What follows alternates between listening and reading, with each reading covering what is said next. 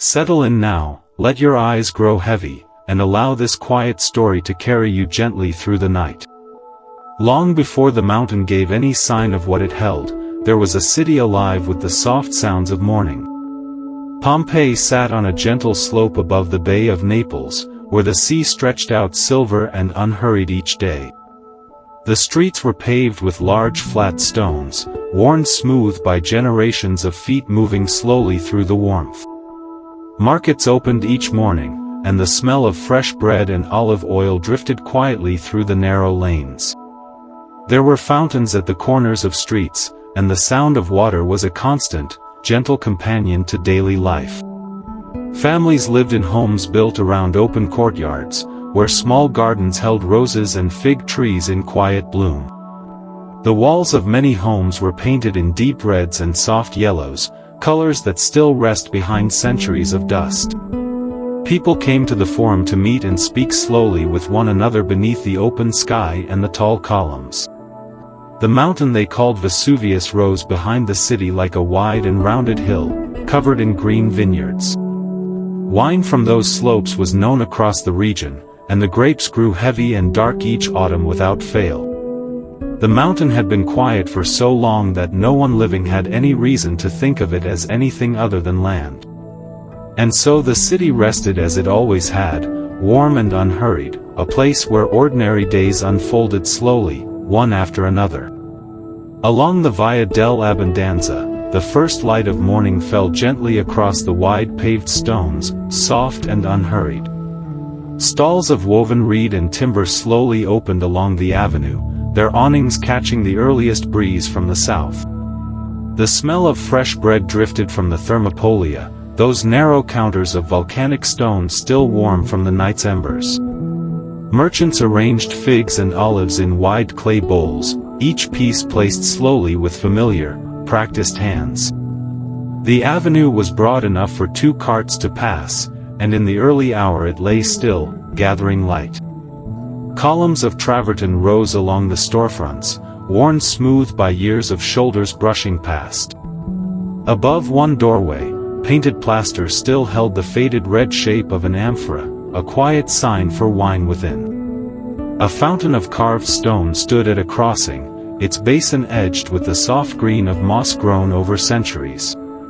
Nearby, stone stepping blocks rose just high enough to keep sandaled feet dry on rainy mornings. The walls of the shops carried election notices painted in careful black and red lettering, fading now into the plaster. Inside one open doorway, a mosaic floor in blue and white tessera lay undisturbed, small tiles fitted with quiet precision. A stone bench along the arcade held a scattering of coins when the excavators arrived, left as if someone stepped away for a moment. And slowly the morning would have deepened along the Via dell'Abbondanza, the avenue quiet and full of ordinary life, going about its unhurried way. Somewhere beneath the ash and quiet centuries, the bakeries of Pompeii still hold their last morning. The ovens were round and domed, built from volcanic stone, wide enough to swallow whole batches of bread in a single slow morning. On the morning of the eruption, the bakers had already been at work, shaping loaves and sliding them into the heat before the city had fully woken. Those loaves never left the oven. When excavators first reached these rooms, they found them not as ruins but as paused places, as though the baker had simply stepped outside for a moment. The bread itself had turned to carbon over the centuries, hardened and darkened, but it kept its shape, still scored in the old Roman way. Each loaf was divided into wedges before baking, a practical custom, and those wedge marks survive 2,000 years beneath the mountain. Pompeii had more than 30 bakeries, and they fed the whole city, street by street, district by district, every ordinary morning. The millstones still stand in many of them, great basalt cones that donkeys or slaves would circle slowly through the cooler hours of dawn. Flour dust had settled into the grooves of the stone, and in some places traces of it were still found when the rooms were uncovered. There is something very still about these rooms, the low ceilings, the smooth worn stone, the shape of warmth preserved in rock. Slowly, the excavation teams uncovered not just the ovens but the whole rhythm of a working day, suspended and held. Far away from us in time, those loaves rest in their stone rooms, unchanged, as the light falls gently across the old volcanic rock. In the heart of Pompeii, the public bathhouse drew visitors through its arched doorways each afternoon without hurry. The caldarium was a warm room where marble walls held the gentle heat that rose from chambers below the floor. Slaves moved quietly beneath the building, feeding a wood fire that warmed the hollow space under every stone tile. Steam rose slowly from the heated pool, drifting upward in soft curling ribbons toward the painted ceiling above. The walls were decorated with soft ochre pigment and small mosaic tiles that caught the light at quiet angles. Citizens arrived carrying oil and a small curved tool called a strigil, which they used to cleanse the skin. The tepidarium offered a middle warmth between the cool outer air and the deeper heat waiting further inside. A row of stone benches lined the walls, worn smooth by many years of quiet afternoon rest. Outside, the city moved through its ordinary hours while inside the baths time seemed to slow and soften.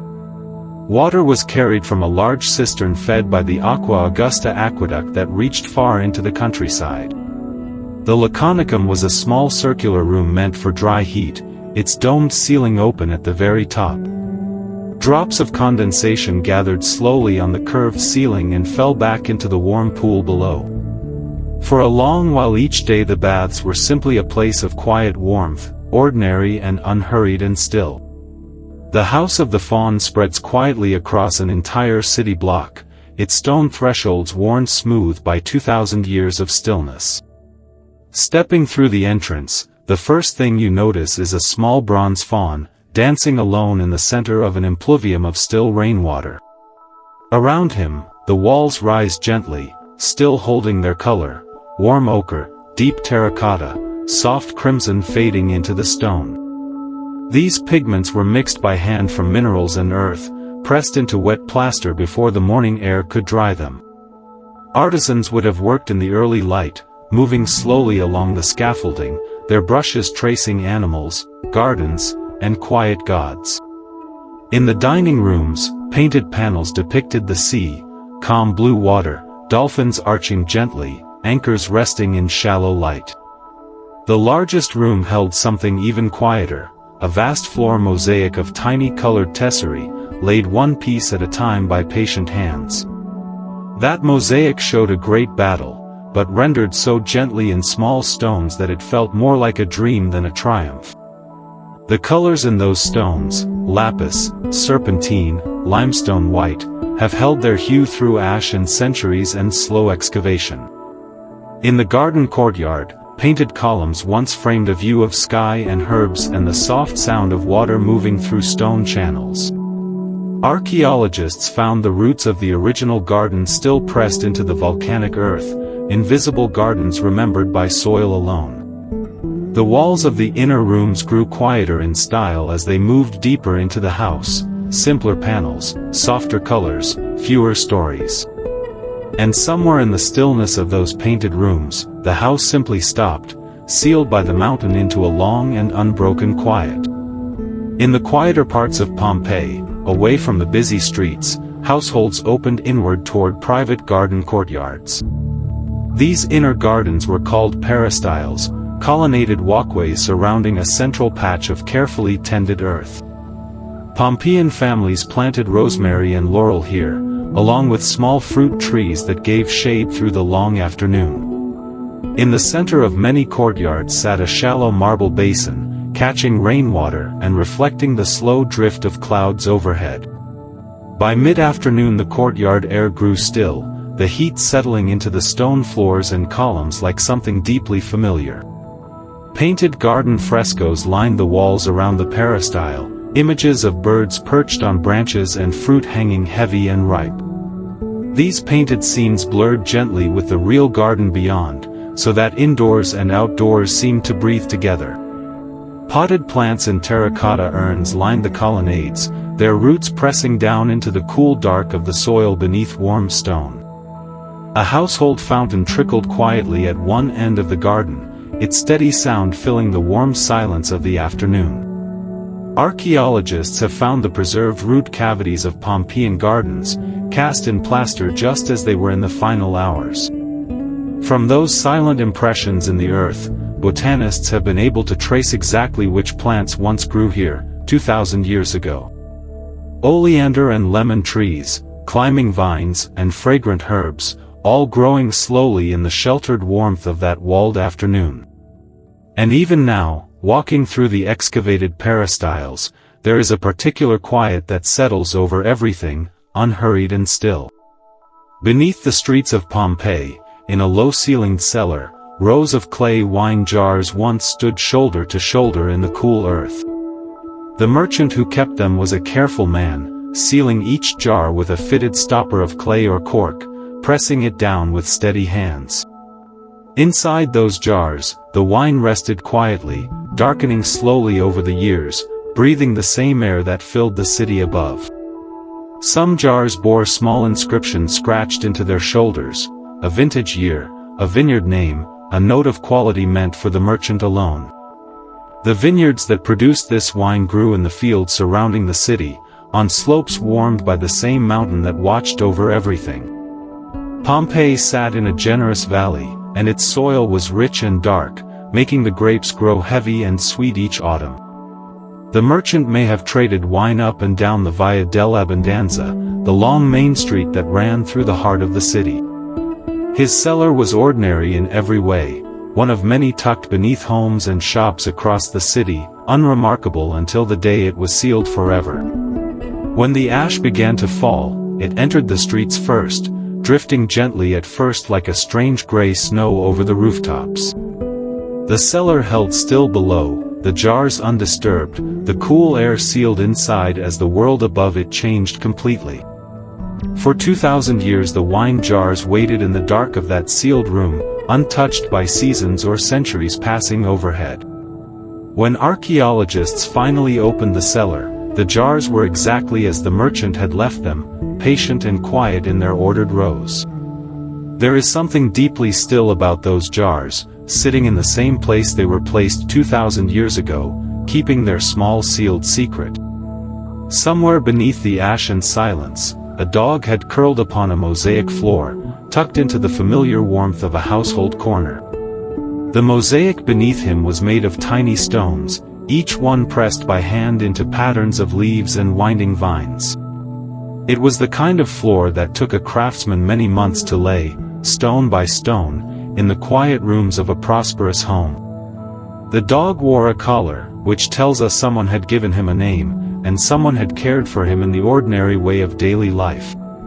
He was found curled, not running, not frightened into motion, simply resting in the way animals rest when home feels safe. The ash had settled slowly at first, drifting down like a soft and weightless snow across the rooftops and the garden walls. Inside the house, the air would have grown still, the sounds of the street fading into a thick and muffled quiet. The dog may have simply closed his eyes in the dim warmth of that room, unaware that the world outside was slowly changing its shape. Archaeologists found him in the 1800s, and the shape he left behind in the hardened ash was preserved with extraordinary care. They poured liquid plaster into the hollow the ash had kept, and slowly the shape of the sleeping dog returned to the world. It is a quiet thing, to think of how the ash remembered every curve of him, every fold of loose skin at the shoulder. The house around him still holds its mosaic, still holds the shapes of thresholds where feet once paused before stepping inside. And somewhere in that stillness, the dog rests as he always did, curled on the cool and patterned stones of an ordinary afternoon. Somewhere beneath the thick gray ash, the smallest traces of Pompeii's children still remain pressed into the soft volcanic earth. A child's foot, no larger than a hand, left its shape in the warm cinder as the city grew still and quiet around it. Archaeologists work slowly with soft brushes, revealing these tiny marks one careful stroke at a time, unhurried as the morning itself. The ash that fell over Pompeii that afternoon was still soft and warm, almost like freshly turned earth beneath bare feet. A footprint in wet sand washes away with the tide, but a footprint pressed into cooling ash becomes something else entirely, a kind of quiet permanence. The city froze in the middle of an ordinary afternoon, and in that stillness, even the smallest movements were held. Children had been playing that morning in the shadows of stone columns warmed by the late summer sun. Their footprints tell nothing of fear, only of movement, of a child crossing a courtyard with no particular hurry. The volcanic layer that covered Pompeii sealed everything beneath it with a strange and careful gentleness, like snow that never melts. Far below the surface, a small sandal shape rests within the gray, its leather long gone but its outline quietly preserved. The streets of Pompeii were wide and worn smooth by generations of feet, and beneath the ash they remain worn in just that way. In the Garden of the Fugitives, where fig trees once grew, the ground holds the memory of people who simply stopped walking one afternoon. The footprints of Pompeii's children remain there still, small and calm beneath 2,000 years of quiet earth, patiently waiting. High above the city, the first pale flakes of ash caught the afternoon light and began their slow descent.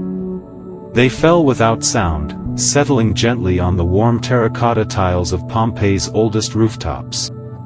From a distance, the gray drift might have looked like the first quiet snow of an early winter. In the Forum, a thin layer of pale powder gathered along the carved edges of the marble columns.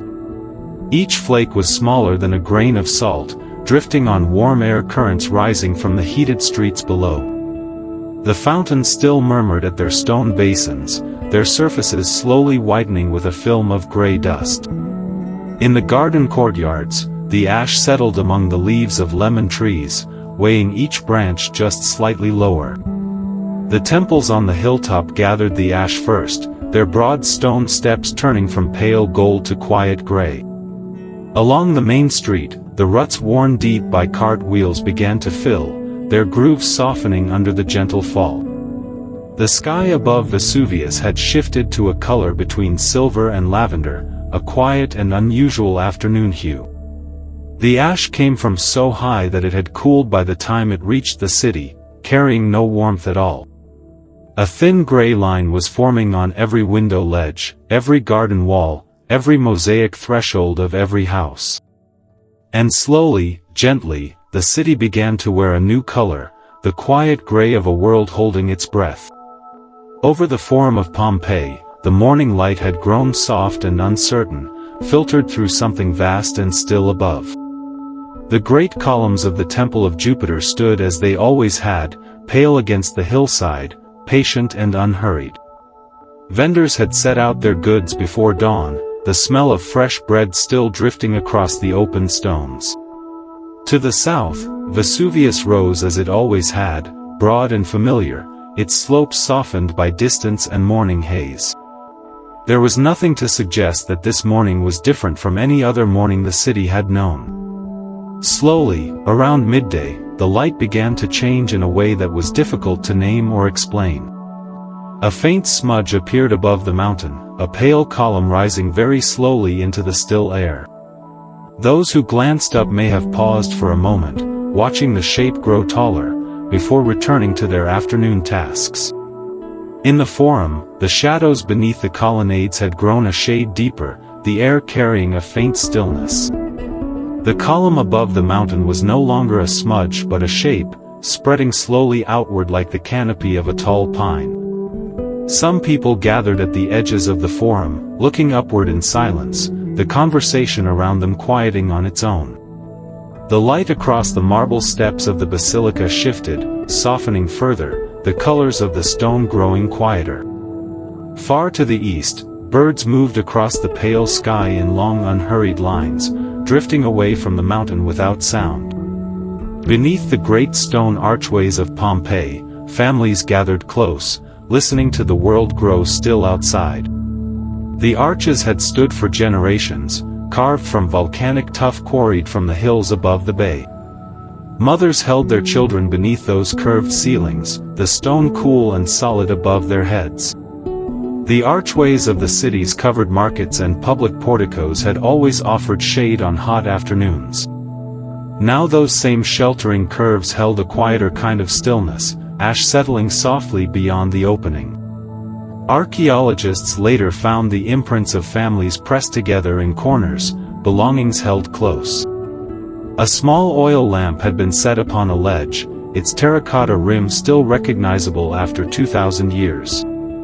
The archways of the House of the Cryptoporticus were among the strongest in the city, built low and broad. People moved toward them instinctively, the way people have always moved toward solid stone in uncertain hours. Coins and jewelry were found near these walls, tucked into the folds of fabric that no longer existed. Outside, the mountain continued its long slow work, and the streets beyond the arches filled with a gray quiet. The stone above them held, as it had always held, patient and indifferent to centuries and seasons.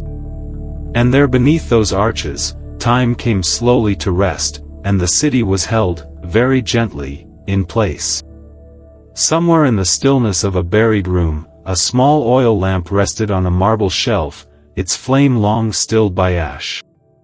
The shelf itself was carved from a single piece of local stone, pale and cool to the touch, fitted neatly into the plaster wall. Archaeologists found the lamp exactly where someone had placed it, undisturbed beneath centuries of volcanic material. It was a simple thing, terracotta, no larger than a cupped hand, shaped for olive oil and a short wick of twisted flax. Someone in that household had filled it that morning, setting it carefully on the shelf before the day's ordinary work began. Olive oil from local amphorae, pressed in the hills beyond the city, still carried traces of warmth from the autumn harvest. The marble shelf itself had been polished smooth by years of daily use, small grooves worn where the lamp had rested before. Around it, the room held its quiet arrangement, a folded cloth, a small bronze pin, a cup placed near the window ledge. The window opened toward a narrow street, and light would have come in pale and slow each morning across the tiled floor. Now the street outside is open to the sky again, the plaster walls still standing, the threshold stone still worn at its center. The lamp was carried to a nearby storeroom where hundreds of other recovered objects rest in careful rows of shallow trays. Each one was left behind in the middle of something, a task unfinished, a moment paused and never resumed. The lamp on the marble shelf had been waiting there a very long time, patient and still, as the quiet centuries passed above it. Somewhere in the quiet of the excavated city, a small collection of jewelry was found resting near an open doorway. A bracelet, perhaps a ring, left just at the threshold as if set down for only a moment. The door itself had long since dissolved into the ash, leaving only the stone frame standing open to the sky. Archaeologists uncovered the pieces carefully, brushing centuries of compacted ash from each small curve of gold. The jewelry was delicate, finely worked, the kind worn against warm skin on ordinary afternoons. Someone had placed these things down, perhaps intending to return for them within the hour. The streets outside were still, the way streets are in the early part of a warm summer morning. In the distance, the mountain sat as it always had, familiar and unhurried against the blue. The bracelets caught what light there was, glinting faintly in the still interior of the house. Time moved slowly that morning, as it often does in a city not yet aware of what is coming. The jewelry remains now in a museum, each piece catalogued, held behind glass in a softly lit room. The open doorway in Pompeii still stands, unchanged, looking out onto the same stones and the same slow sky. And somewhere in the quiet between those two places, the moment of setting the jewelry down still lingers, unhurried and unresolved. Somewhere beneath the hardened ash, a tavern floor holds its silence, covered still in the coins that never made it back to anyone's pocket. They were found exactly where they fell, small discs of bronze and silver, resting in the dust as though set down just for a moment. A thermopolium, the Romans called it, a warm place where food was kept ready in clay vessels sunk into a stone counter. People came and went through its door each morning, setting down their coins with the easy confidence of those who expect to return. The counter itself still holds traces of the food that was being kept warm, the remnants pressed gently into the ceramic walls of each vessel. Someone had gathered the coins that morning, perhaps collecting the previous day's takings, perhaps preparing to make change for the first customers. And then, for reasons the coins could not know, no one came back to lift them from the floor. Outside, the mountain had been quietly changing for days, letting small tremors move through the earth beneath the city's feet. No one who lived in Pompeii had a word yet for what a volcano was, and so the mountain was simply the mountain, ordinary and near.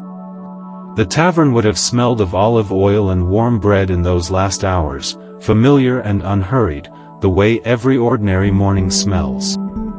Those coins, when archaeologists first uncovered them, lay in a cluster near the base of the counter, untouched through every century in between.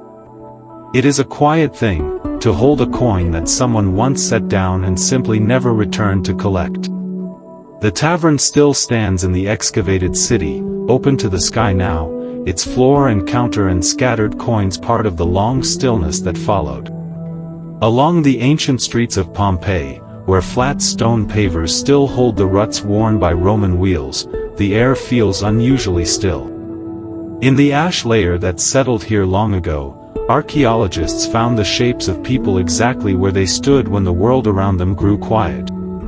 Some were near doorways, one hand perhaps resting against the stone frame, paused in a moment that simply never moved forward. The volcanic material that fell that afternoon was fine and slow enough at first that people moved through it, going about their ordinary paths. A woman was found near a garden, her body turned slightly, as though she had simply stopped mid-thought beneath an open sky. Plaster casts made in the 19th century preserved the exact shapes the ash left behind, the curve of a shoulder, the fold of a garment. Walking through the streets of Pompeii today, you pass over the same stones those feet last touched before the long silence began. A dog was found still on its chain near a doorstep, curled as though resting, the bronze clasp of its collar pressed into the ash. The streets themselves tell the story of an ordinary day. A loaf of bread was found in an oven, still round, still in its pan. Amphorae of olive oil and grain still sat in their places in shops along the main street, exactly where they had been set down. Between the stepping stones that cross each intersection, the gaps are exactly wide enough for a Roman cart to pass, every detail preserved. Slowly, over the centuries, the city lay beneath its quiet blanket of ash, the streets empty, the doors closed, time moving elsewhere. And somewhere in that stillness, a city remains mid-step, mid-breath, holding its place gently beneath the open Italian sky. Deep beneath the ashen earth, the people of Pompeii left behind the softest kind of trace. When the volcanic material hardened around them, it held every curve, every fold of cloth, every closed eye. Giuseppe Fiorelli, working quietly in the ruins one afternoon in 1863, understood what the hollow spaces meant. He poured liquid plaster gently into those voids, and waited for it to settle and still. What emerged from the earth was a sleeping figure, arms drawn close, face turned slightly aside. Some of the casts show people who had lain down together, side by side, as the sky grew still. A small dog, found curled and faithful near a doorway, was preserved with the same quiet care. The plaster holds the texture of rough woven cloth, the press of fingers, the soft weight of a bowed head. More than 1,000 of these forms have been drawn from the earth over the long years of digging. They rest now in shaded rooms and open courtyards around the ancient city, quiet and unhurried. Visitors often stand beside them for a long moment, without speaking, before slowly walking on. The earth held them with a kind of patience, neither hurried nor unkind, for nearly 2,000 years. And somewhere beneath the parts of the city still unexcavated, others remain sleeping in the quiet ground.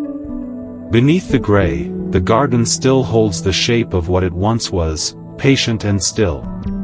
Stone planters line the paths, their edges worn smooth by centuries of quiet rest under the earth. Roots reached once through this soil, drawing water from the deep Campanian earth before the mountain spoke. Archaeologists found the hollow shapes of roots pressed into the hardened ash, ghosts of olive and fig. The garden was perhaps shaded by a pergola, its wooden beams long dissolved but their shadow still somehow present. Pollen preserved in the ash tells a slow and patient story of flowers that bloomed one last ordinary morning. A small fountain basin remains at the center, its basin dry, its carved rim tracing a circle in the gray. Water pipes of lead still run beneath the paths, waiting with a patience that only stone and metal understand. Somewhere along the wall, a painted vine still climbs in fading ochre and green, reaching toward a ceiling that is no longer there. The peristyle columns cast their long shadows across the open courtyard even now, in the gentle afternoon light of excavation. A terracotta pot sits undisturbed near the garden wall, its rim still level, its interior holding only gray silence. The soil, when carefully sifted, gives back the seeds of herbs, the small hard points of what was once an ordinary kitchen garden. And so the garden rests, gray and still, holding every leaf it ever knew in the quiet language of stone. Slowly, over many quiet centuries, the roots of fig trees have found their way into the old stone walls of Pompeii. They press into the mortar with a patience that no living person could quite imagine, widening each crack by the smallest measure each year. A single root, no thicker than a finger, can split a wall that was laid by Roman hands 2,000 years ago. In the Forum of Pompeii, where merchants once called out across open courtyards, fig trees now grow quietly from collapsed colonnades. Their branches reach toward the same sky the citizens of Pompeii once looked up at, on slow summer afternoons long before the mountain trembled. The roots do not know they are moving through a buried city, they simply follow water, following the old channels and drains laid down by Roman engineers. Archaeologists who clear these roots sometimes find that the tree has kept a wall standing, its own body filling the gap left by the missing mortar. There is something gently strange about this, the living wood holding up the stone, two very different things resting quietly against each other. In the garden courtyards of the old houses, called viridaria by the Romans, figs and olives were grown for shade and for fruit. Some of the same species planted by those long-ago gardeners are now volunteering themselves back into the same walled spaces, unbidden and unhurried.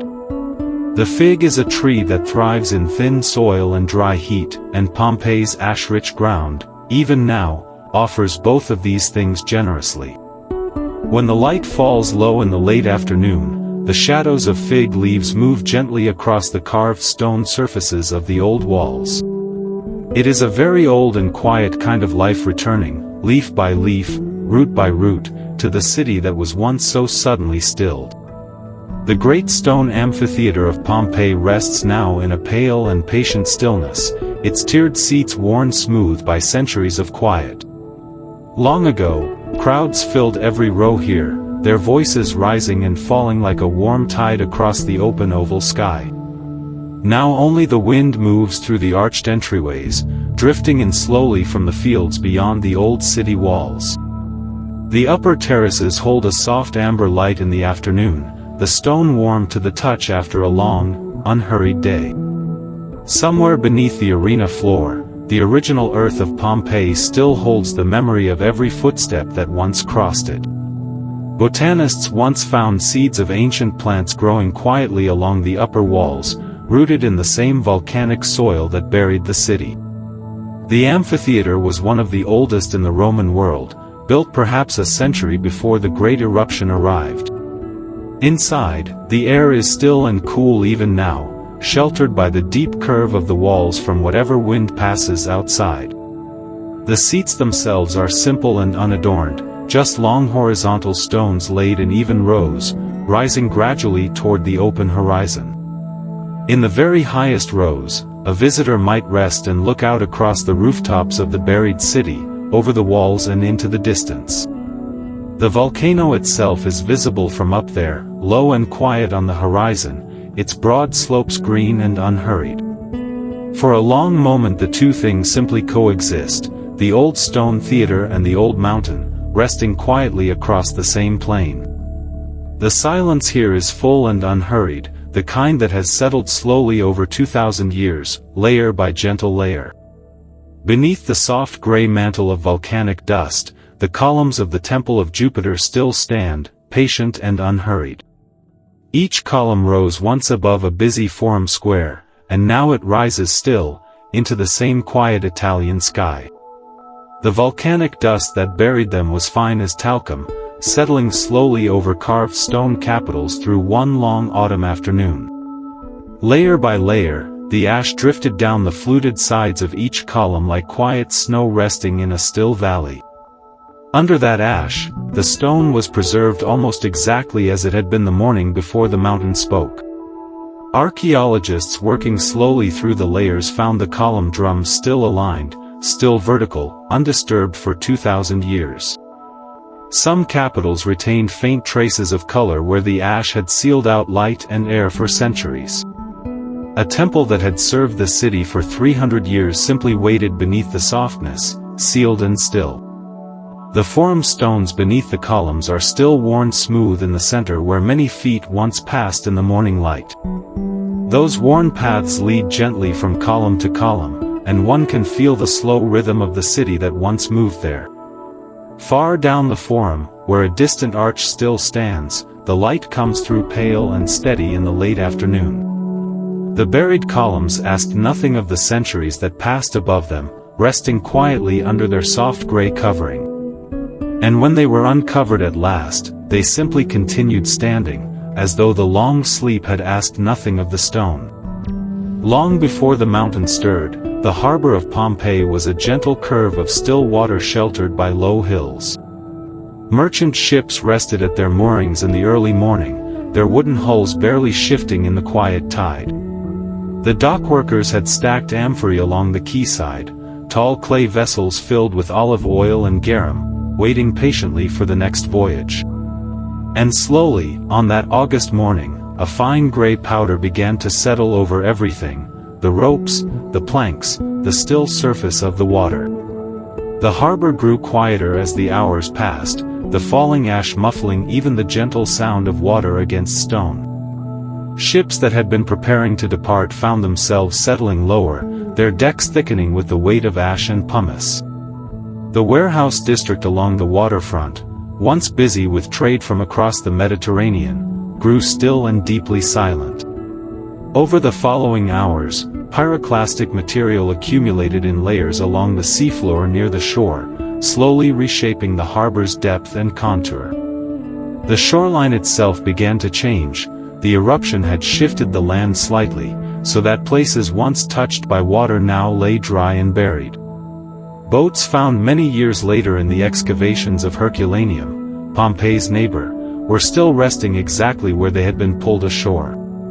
The entombment of the harbor was slower than the city's, layer upon layer settling through the long afternoon and into the cooler night. And in time, the sea itself retreated slightly from this altered shore, leaving the old docks buried far inland from the new waterline.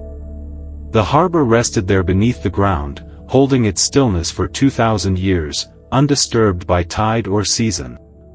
Beneath the quiet slopes of Vesuvius, centuries passed without a single human footstep on Pompeii's buried stone streets. Rain fell slowly across the hillside, soaking into ash that had lain undisturbed through the long medieval years. Farmers planted vines above the city they never knew existed, their roots threading down through centuries of silence. The forum's marble columns lay buried just below the soil, waiting in their cool stone stillness through season after season. Slowly the ash above them compressed and settled, and in that settling the city was held perfectly, unchanging. Medieval villages rose and fell on the plain below, and still the buried amphitheater curved in its perfect stone arc beneath them. Sometimes a farmer's plow struck something solid and smooth, the pale edge of a mosaic tile or a terracotta roof. Explorers in the early centuries came and dug briefly, then stopped, the scale of what lay hidden too vast to imagine. A carved inscription surfaced from the earth one quiet morning and was lifted gently into the light for the first time in 1600 years. Slowly the shape of the city began to reveal itself, its streets running in long straight lines just as they once had.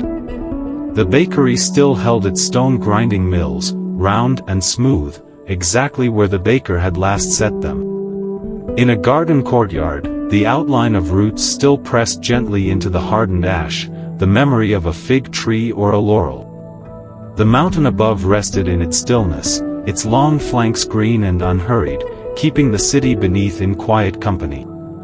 Centuries after the eruption, the land above Pompeii grew quiet and grass returned slowly to the slopes.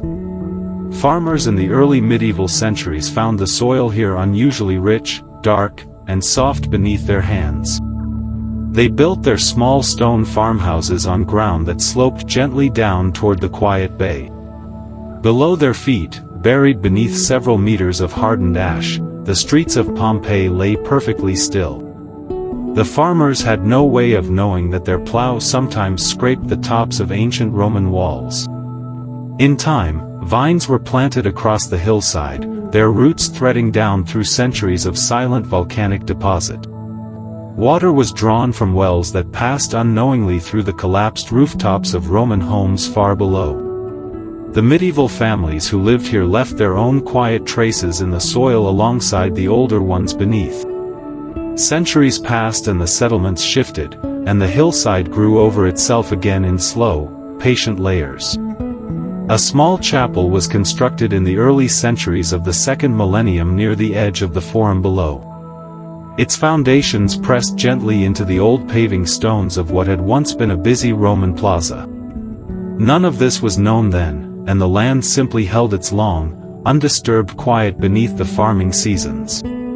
The city waited beneath its covering of centuries, unhurried, as seasons turned and the hillside breathed slowly above it. Somewhere beneath the quiet hillside, sealed passages had waited in darkness for nearly 18 centuries before anyone thought to look. In the mid-18th century, workers digging near Resina lowered the first lantern into a narrow shaft and found a floor of ancient marble beneath their feet. The glow of that single flame moved slowly across painted walls that no light had touched since the mountain's long silence had settled over everything.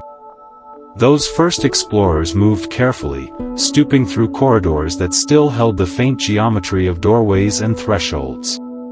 A carved threshold stone lay exactly where it had always been, smooth from centuries of feet that had long since ceased to cross it. Along one wall, the outline of a wooden shelf had left its impression in the hardened ash, the wood itself dissolved but the shape remaining. The lantern paused at each room in turn, its warmth settling briefly over objects that had simply stopped where they were placed. A bronze oil lamp still rested on its stand in one corner, as though someone had simply stepped out for a moment and never returned. The diggers worked quietly, aware that each footfall disturbed a floor that had not felt pressure in an extraordinary length of time. Painted columns emerged from the ash layer one by one, their colors still holding the deep red and soft gold that craftsmen had mixed so long before. Water had pooled long ago in the lowest chambers and then slowly withdrawn, leaving a faint mineral line along the stone like a quiet record of its passing. The tunnels extended further than anyone had first supposed, branching gently under what had once been a busy quarter of the city.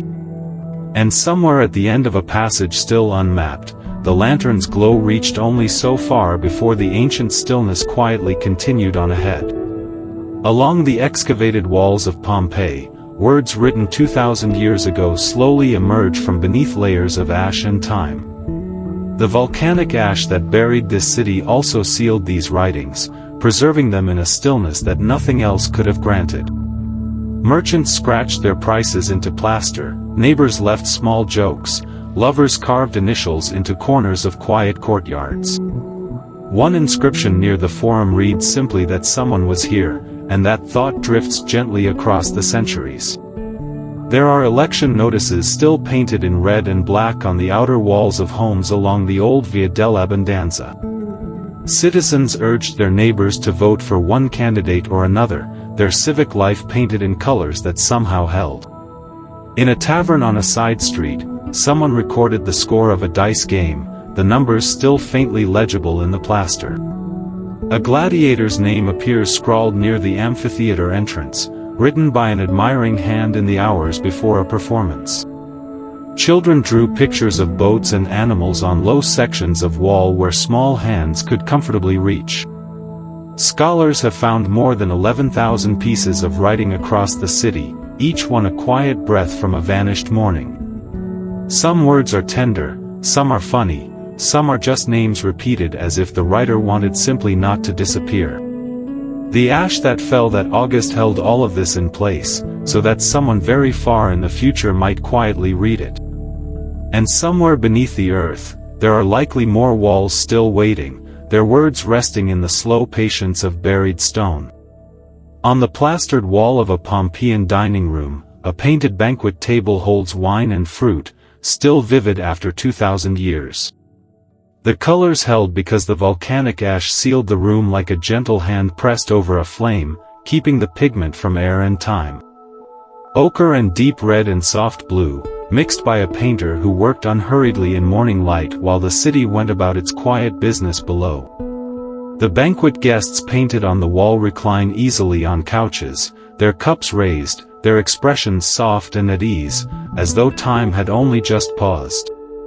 A painted servant moves at the edge of the scene, arms full of something we can no longer quite make out, at rest in that gentle forever. Beneath the paint, layers of fine white lime plaster were laid one over the other while still damp, so the pigment could sink slowly in and hold. This is the buon fresco method, and it asks patience of a kind that few crafts demand, the painter working always against the drying of the wall.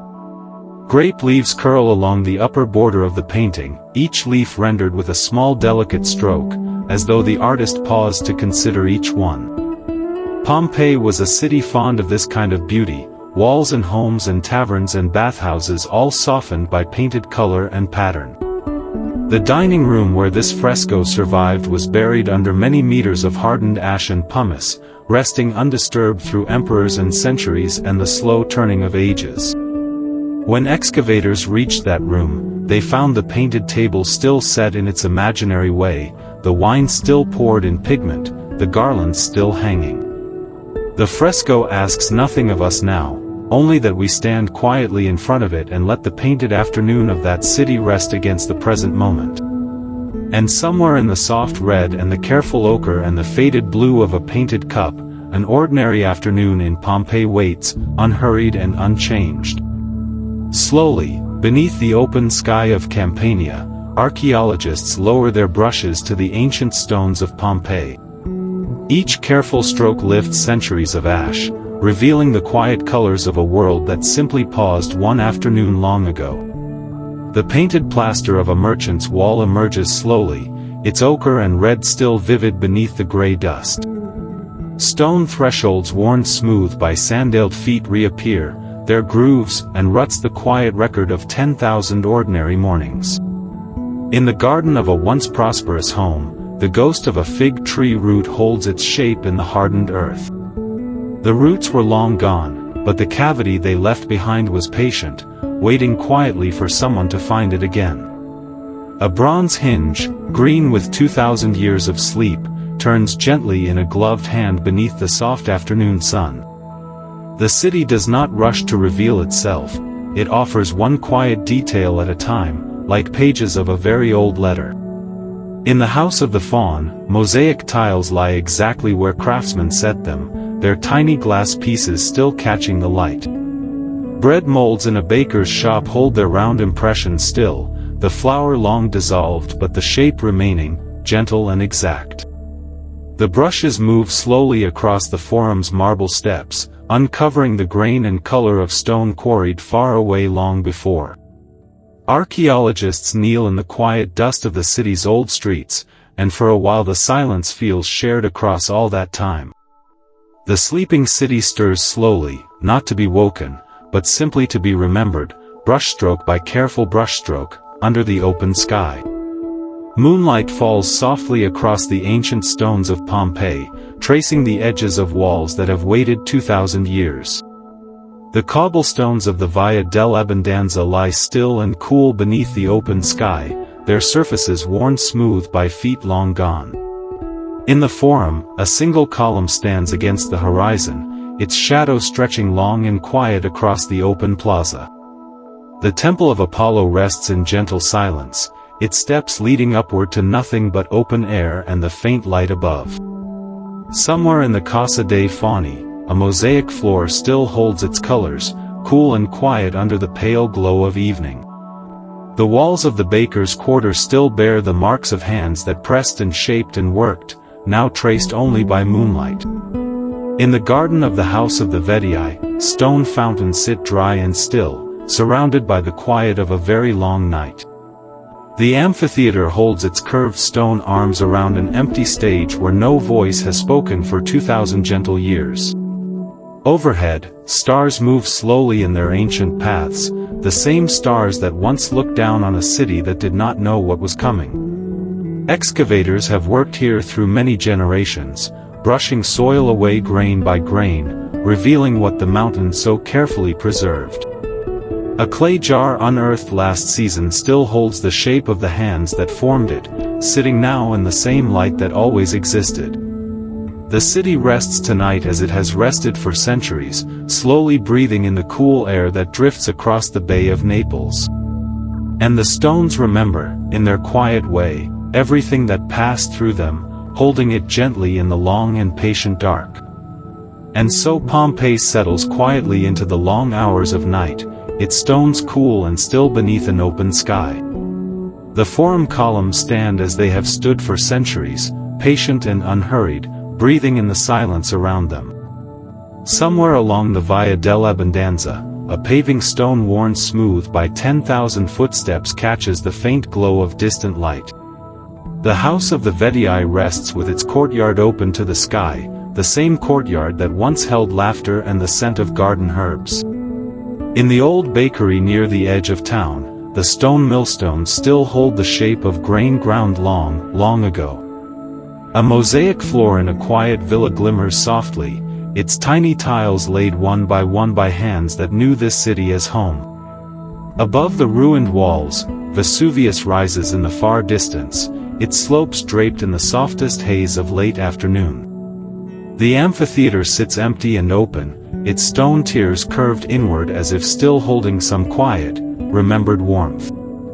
Gardens that were buried for so long have been carefully coaxed back, their roots following paths that roots here have always known. In the sleeping city, time moves slowly and without urgency, the way it does when something old has already made its peace with the world. The ash that came so swiftly has long since grown still, and what it preserved rests gently in the keeping of the earth. Perhaps what the city holds most quietly is not a mystery to be answered, but simply a long and undisturbed kind of rest. And the stars that turned above Pompeii 2,000 years ago are still turning now, patient and soft and very, very far away.